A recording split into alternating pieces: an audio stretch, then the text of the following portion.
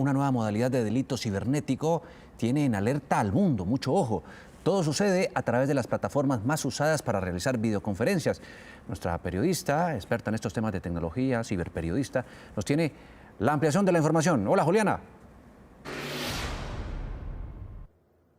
Juan Diego, buenos días. Mire, se trata de un ciberdelito que se llama Zoom Snooping, pero no se trata de un ciberdelito cualquiera, y es que rastrean a la persona o hackean a las personas que entran a las plataformas usuales que se están usando tanto ahora como Zoom, como Skype, como Meet o como Teams. Y atención a esto, con inteligencia artificial pueden ver esa persona que está escribiendo, porque rastrean el tecleado, pero además rastrean el movimiento de los hombros, y con eso también pueden ver la persona que está escribiendo y que se está comunicando con la otra persona. Así pueden rastrear pues conversaciones muy importantes que se tienen a través de esta plataforma, que ya se volvió una realidad y que la estamos usando a diario. Me encuentro con Omar, experto en ciberseguridad. Omar, explíquenos, usted nos está mostrando acá, por ejemplo, una conversación que usted tendría, entra a esta videollamada. ¿Qué pasa ahí? ¿Cuál es la vulnerabilidad de esta red?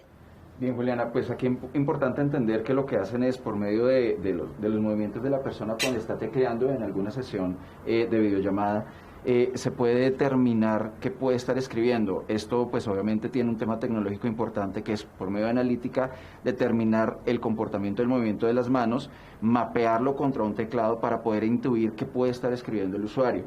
Es importante entender que si bien se puede detectar que está escribiendo, todo depende del contexto de la situación. Es decir, si lo que el usuario está escribiendo es alguna información privada, podría estar siendo vulnerable en ese momento.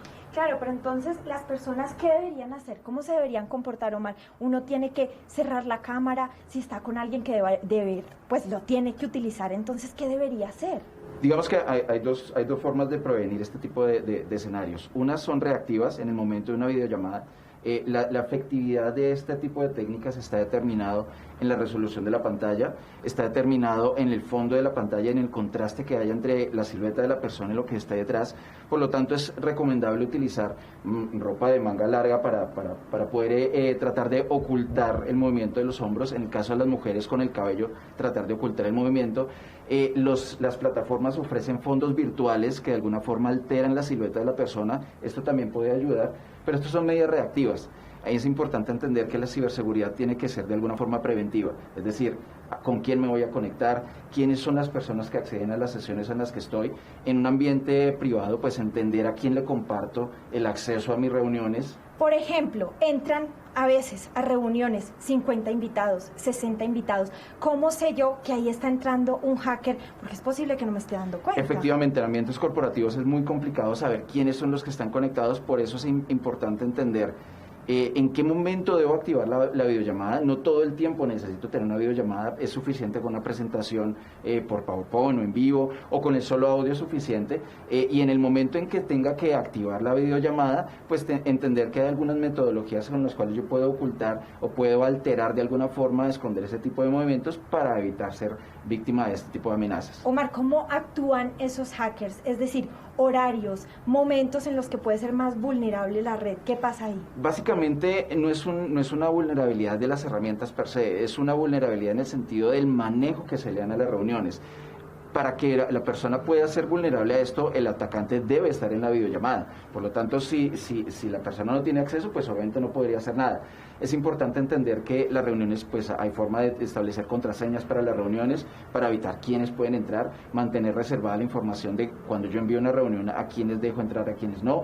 Debe haber algún moderador en las reuniones que esté pendiente de quiénes son los asistentes y que sean los de la agenda. Esto también es bien importante, y son medidas preventivas que me permiten hacerlo. Esto normalmente viene antecedido de un tema que llaman, de hecho es un booming, donde yo puedo meterme y robar información de la información de la sesión para conectarme y empezar a producir o contenido que no es correcto, o poder hacer este tipo de análisis. Bueno, pues esto es Zoom Snooping, el ciberdelito que les queríamos contar, pero además nos despedimos con esta imagen, y es que para entrar a las reuniones hay que recordar que es muy importante activar esas contraseñas antes de hacer la invitación, y que todos los asistentes puedan entrar pues como sin ninguna seguridad. Depende del uso de cada usuario, como siempre lo hemos dicho desde que inició la pandemia. pandemia y desde que hacemos uso de todas estas plataformas. Es la información desde el norte de Bogotá. Juliana Gallego, Noticias Caracol. Bien, Juliana, importante.